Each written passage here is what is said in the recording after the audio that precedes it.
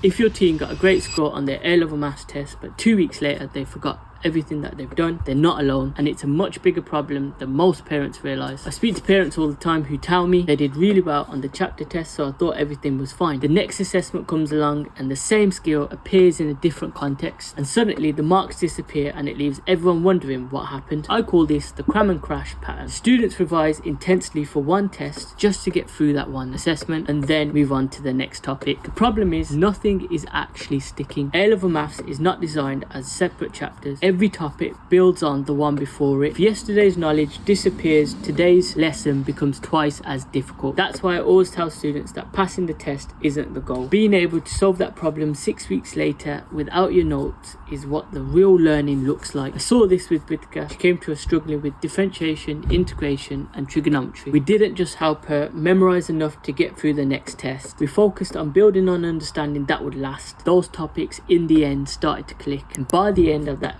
academic year she had turned that progress into an A in A-level maths. That's what happens when students stop cramming for the next test and start to build on knowledge that lasts. If you're wondering whether your teen is building for the lasting understanding or cramming just for the next test, I offer a few free one-to-one strategy sessions each week. DM me maths and I'll show you how to build lasting knowledge that will take you all the way through to exam day.